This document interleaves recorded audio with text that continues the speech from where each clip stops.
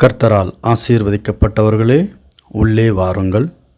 நற்செய்தியின் சத்தம் உங்களை அன்போடு வரவேற்கிறது. நியாயாதிபதிகள் கடந்த பதிவின் தொடர்ச்சியை நாம் பார்க்க இருக்கின்றோம். கிதியோன் பாகாலின் பலிபீடத்தை இடித்து போட்டான், மட்டுமல்லாமல் தோப்பையும் வெட்டி போட்டான். இந்த செயலை இரவில் செய்ததால் ஊர் ஜனங்களுக்கு தெரியாமல் இருந்தது. மறுநாள் காலையில் எழுந்து பார்க்கும் பொழுது பாகாலின் பலிபீடம் இடிக்கப்பட்டிருக்கிறது, தோப்பும் அழிக்கப்பட்டிருக்கிறது. அந்த இடம் வெறுமையாய் இருந்ததோடு புதிதான ஒரு பலிபீடமும் அதன் மேல் 2ஆம் காளையை பலியிட்டதை பார்த்த மாத்திரத்தில் ஊர் ஜனங்கள் ஒருவர் முகத்தை ஒருவர் பார்த்து கொண்டார்கள். பிறகு தீவிரமாக விசாரித்தபோது யோவாசின் மகன் கிதியோன் தான் இந்த காரியத்தை செய்தான் என்று தெரிகிறது. ஊர் மக்கள் யோவாசை பார்த்து, உன் மகனை வீட்டிலிருந்து வெளியே வர சொல், அவன் செய்த காரியம்தான் என்ன? பாகாலின் பலிபீடத்தையும் அதன் அருகே இருந்த தோப்பையும் வெட்டி போட்டிருக்கின்றான். ஆகவே அவன் சாகவே சாக வேண்டும் என்று சொன்னார்கள். கிதியோனின் தந்தை தனக்கு விரோதமாக நிற்கின்ற ஊர் ஜனங்களை பார்த்து, நீங்களா பாகாலுக்காக வாதாடுகிறீர்கள்? நீங்களா அதை ரட்சிக்கப் போகிறீர்கள்? பாகாலுக்காக எங்களிடத்தில் வாதாடுகிறவன் இன்று காலையிலே சாக வேண்டும். அது தேவனானால் தன் பலிபீடத்தை இடித்து போட்டதின் நிமித்தம் அதற்காக பாகால் வந்து வழக்காடட்டும் என்றான். பாகாலின் பலிபீடத்தை இடித்து போட்டதின் நிமித்தம் பாகாலை இடித்து போட்டவனுடன் வந்து வாதாடட்டும் என்று சொல்லி அந்த நாளில் கிதியோனுக்கு எருபாகல் என்று பெயர் வைக்கப்பட்டது. இஸ்ரவேலர்களுக்கு எதிரிகளான, சத்துருக்களான அல்லது பகைவர்களான மீதியானியர், அமலேக்கியர், கிழக்கத்தியர் ஜனங்கள் எல்லோருமாக ஒன்றாய் சேர்ந்து ஆற்றை கடந்து இஸ்ரவேல் ஜனங்கள் குடியிருக்கிற பகுதியிலே தாழ்வான நிலப்பரப்பில் தங்களுடைய கூடாரத்தை போடுகிறார்கள். கர்த்தருடைய ஆவியானவர் கிதியோன் மேல் இறங்கினார். அவன் எக்காலம் ஊதுகிறான். அபியேசியரை அழைத்து தனக்கு பின் வரும்படி செய்கிறான். மனாசே நாடு முழுவதும் ஸ்தானாதிபதிகளை அனுப்பி அவர்களையும் அழைத்து அவனுக்கு பின் தொடரும்படி அழைப்பு கொடுக்கப்படுகிறது. ஆசேர், செப்புலோன், நப்தலி நாடுகளிலும் ஆட்களை அனுப்பி அவர்களை வரவழைக்கப்படுகிறது. அவர்களும் கிதியோன் போகிற திசையிலே எதிராக வந்து சேர்ந்து கொள்கிறார்கள். அப்பொழுது கிதியோன் தேவனை நோக்கி, தேவரீர், நீர் எனக்கு சொன்னபடி என் கைகளினாலே இஸ்ரவேலரை ரட்சிக்க வேண்டுமானால் இதோ நான் ரோமங்கள் உள்ள தோலை களத்தில் போடுகிறேன். பனி தோலின் மேல் மட்டும் பெய்து பூமியெல்லாம் காய்ந்திருந்தால் அப்பொழுது நீர் எனக்கு கொடுத்த வாக்குதத்தத்தின் மூலம் இஸ்ரவேலரை என் கையினால் ரட்சிப்பீர் என்று அறிந்து கொள்வேன் என்றான். அப்படியே நடந்தேறியது. மறுநாள் காலை எழுந்து தோலை புழிந்து பனி நீரை ஒரு கிண்ணம் நிறைய பிழிந்தான். கிதியோன் மீண்டும் தேவனை நோக்கி, இன்னும் ஒரு முறை மட்டும் உம்மிடம் பேசுகிறேன், என் மீது கோபம் உமக்கு வராமல் இருக்கட்டும் என்று கேட்டு, மீண்டும் தோலின் இன்னொரு சோதனையை செய்யட்டும் என்று, இந்த சோதனையில் தோல் மட்டும் காய்ந்து இருக்கட்டும், பூமியெங்கும் பனி பெய்யவும் கட்டளிடும் என்றான். அவன் கேட்ட விதமாகவே தேவன் அன்று இரவு தோல் மட்டும் காய்ந்திருக்கவும் பூமியெங்கும் பனி பெய்திருந்தது. அப்பொழுது கிதியோனாகிய எருபாகாலும் அவனோடு இருந்த ஜனங்கள் எல்லோரும் காலையில் எழுந்து ஆரோத் என்கின்ற நீரூற்று இருக்கும் இடத்தில் கூடாரம் அமைத்து அங்கே தங்குகிறார்கள். மீதியானியர்கள் கிதியோன் தங்கியிருக்கும் இடத்திற்கு வடக்கே மோரே மேட்டிற்கு அடுத்த பள்ளமாக தாழ்வு பகுதியில் தங்கியிருக்கிறார்கள். அப்போது கர்த்தர் கிதியோனிடம், நான் மீதியானிய ஜனங்களை உன்னிடம் ஒப்பு கொடுக்கிறேன். இஸ்ரவேல் ஜனங்கள் அதிகமாக இருப்பதால் நீங்கள் வெற்றி பெறும்பொழுது கர்த்தராகிய நான் உங்களுக்காக துணை நிற்கிறேன் என்று சொல்லாமல், என் கை என்னை ரட்சித்தது என்று எனக்கு விரோதமாக பேசுவார்கள். அதற்கு இடம் கொடுத்ததாக இருக்கும். ஆகையால் நீ உன் ஜனங்களிடம் பயமும் திகிலும் இருக்கிறவர்கள் யார் யாரோ அவர்கள் இந்த கீலேயாத் மலையிலிருந்து வேகமாக ஓடி போய்விடுங்கள் என்று எல்லா ஜனங்களுக்கும் கேட்கும் விதமாக சத்தமாக சொல்லுகிறான். அப்போது அவனோடு இருந்த ஜனங்களில் 22,000 பேர் அங்கிருந்து திரும்பி போய்விட்டார்கள். 10,000 பேர் மட்டும் மீதியாய் அவனோடு இருந்தார்கள். கர்த்தர் கிதியோனை நோக்கி, இன்னும் ஜனங்கள் அதிகமாகவே இருக்கிறார்கள். ஆகையால் இருக்கிற அனைவரையும் தண்ணீர் அண்டைக்கு இறங்கி போக சொல்லு என்கிறார். அங்கே அவர்களை சோதனை செய். உன்னோடு கூட வரலாம் என்று நான் யாரை அறிவிக்கிறேனோ அவன் உன்னோடு வரலாம். உன்னோடு வரக்கூடாது என்று நான் யாரை அறிவிக்கிறேனோ அவன் உன்னுடன் வராமல் இருக்க வேண்டும் என்றார்.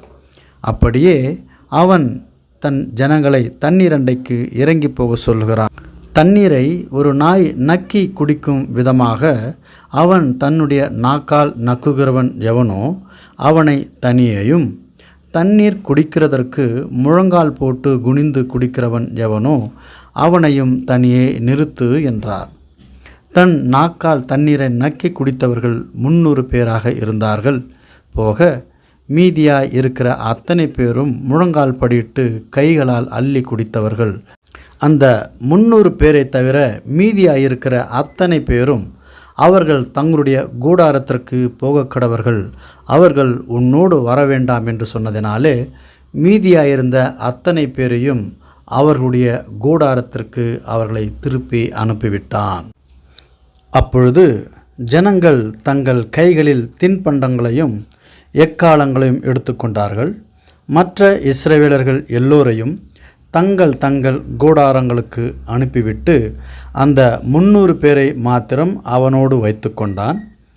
மீதியானியரின் சேனை கிதியோனுக்கு தாழ்விடமான ஒரு பள்ளத்தாக்கில் இருந்தது.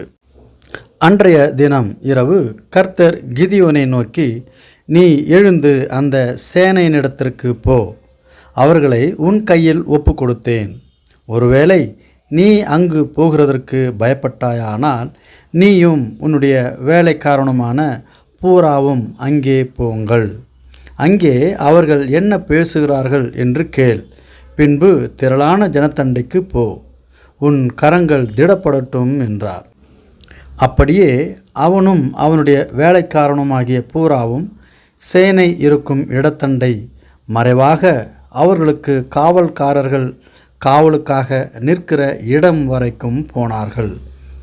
மீதியானியர், அமலேக்கியர் மற்றும் கிழக்கத்திய புத்திரர்கள் வெட்டுக்கிளிகள் கூட்டம் கூட்டமாக இருப்பது போல் அவர்களும் திரளான ஜனங்களாக அந்த பள்ளத்தாக்கில் பதுங்கி இருந்தார்கள்.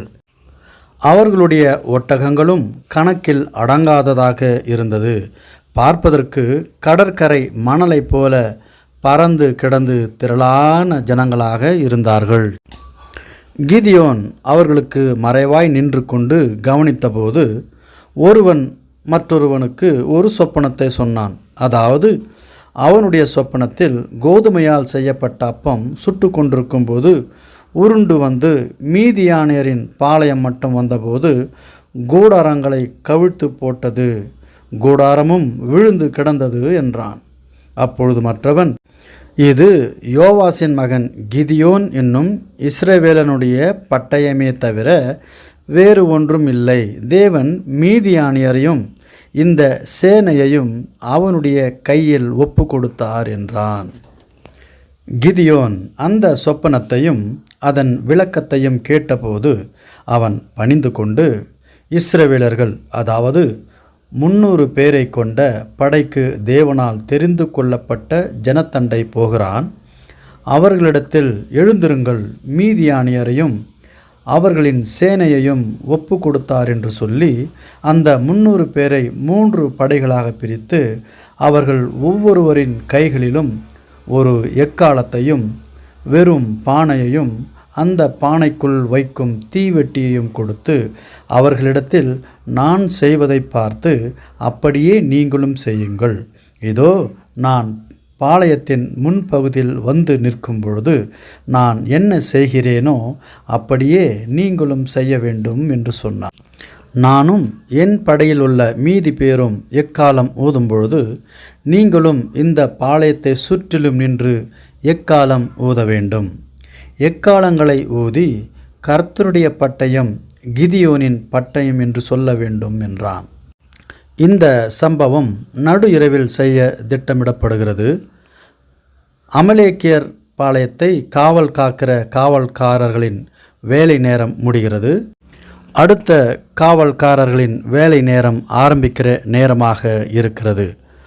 இந்த நேரத்திலே கிதியோனும் அவனோடு இருந்த அவனின் படைகளாகிய 100 பேரும் அந்த நேரத்திலே பாளையத்திற்கு முன்பதாக வந்து நின்று எக்காலங்களை ஊதி தங்கள் கைகளில் இருந்த பானைகளை உடைத்தார்கள். 3 படைகளின் மனுஷரும் எக்காலங்களை ஊதி பானைகளை உடைத்து தீவட்டிகளை தங்கள் இடது கைகளிலும் ஊதும் எக்காலங்களை தங்கள் வலது கைகளில் பிடித்து கொண்டு கர்த்தருடைய பட்டயம் கிதியோனின் பட்டயம் என்று சத்தமிட்டார்கள். அமலேக்கியர்களின் பாளையத்தை சுற்றிலும் அவரவர் நிற்கிற நிலையில் நின்றார்கள். அப்பொழுது பாளையத்திற்குள் இருந்தவர்கள் அனைவரும் அங்கும் இங்குமாக சிதறி ஓடி கூக்குரலிட்டு ஓடிப்போனார்கள். மட்டுமல்லாமல் 300 பேரும் எக்காலம் ஊதும்போது கர்த்தர் பாளையத்திற்குள் இருக்கின்ற சேனைகள் ஒருவருக்கு விரோதமாக ஒருவர் தன் பட்டயங்களை ஓங்க செய்து அமலேக்கியரின் சேனையானது பதறி ஓடியதின் நிமித்தம் பெத்சிதா மற்றும் அபெல்மேகொலாவின் எல்லை வரை ஓடிப்போனார்கள். அதாவது அவர்கள் தங்கியிருந்த அந்த பாளையத்தை விட்டு சிதறடிக்கப்பட்டு வெகு தூரத்திற்கு ஓடிப்போனார்கள். அப்பொழுது நப்தலி, ஆசேர், மனாசேயின் சகல ஜனங்களுமாகிய இஸ்ரவேலர்கள் கூடி வந்து மீதியானியரை துரத்தி கொண்டு போனார்கள். கிதியோன் எப்பிராயிம் மலையெங்கும் ஆட்களை அனுப்பி மீதியானியருக்கு விரோதமாக இறங்கி பெத்தாப்பரா இருக்கும் யோர்தான் மட்டும் வந்து அவர்களுக்கு முன்பாக சென்று அங்கே தயார் நிலையில் இருக்கும்படி சொல்லுகிறான். அப்படியே எப்பிராயிமின் மனுஷரும் எல்லோரும் ஒன்றாக கூடி பெத்தாப்பரா இருக்கும் யோர்தான் மட்டும் வந்து ஒரு குழுவாக நிற்கிறார்கள். மீதியானியரின் 2 அதிபதிகளாகிய ஓரேப்பையும் சேபையும் பிடித்து ஓரேபை ஓரேப் என்னப்பட்ட கண்மலையிலும் சேப்பை சேப் எனப்பட்ட ஆலையிலும் கொன்று போட்டு மீதியானியரை துரத்தி ஓரேப் சேப் என்பவர்களின் தலைகளை யோர்தானுக்கு இக்கரையிலிருந்த கிதியோனிடத்திற்கு கொண்டு வந்தார்கள். இதன் தொடர்ச்சியை அடுத்த பதிவில் பார்க்கலாம். அன்பு நேயர்களுக்கு என்னுடைய அன்பார்ந்த வேண்டுகோள், தொடர்ந்து நம்முடைய சேனலில் வருகிற வீடியோக்களை பாருங்கள். பரிசுத்த வேதாகமத்தில் குறிப்பிடப்பட்டுள்ள வேத வரலாற்றை தெரிந்து கொள்ள இது உங்களுக்கு ஏதுவாக இருக்கும். கர்த்தர் தாமே கேட்கிற ஒவ்வொருவரையும் பேசுகிற அடியேனையும் பலப்படுத்தி வழி நடத்துவாராக. உடைய கமெண்ட் அல்லது ஜெப குறிப்பு இருக்குமானால் கொடுக்கப்பட்டுள்ள இமெயில் முகவரிக்கும் தொலைபேசி நம்பரிலும் உங்களுடைய ஜெப வேண்டுகோளை நீங்கள் உங்கள் விண்ணப்பமாக வைக்கலாம். கர்த்தர் தாமே நம்மோடு இருந்து நம்மை வழிநடத்தி அவருடைய சித்தத்தின்படி செய்ய நம்மை பக்குவப்படுத்துவாராக.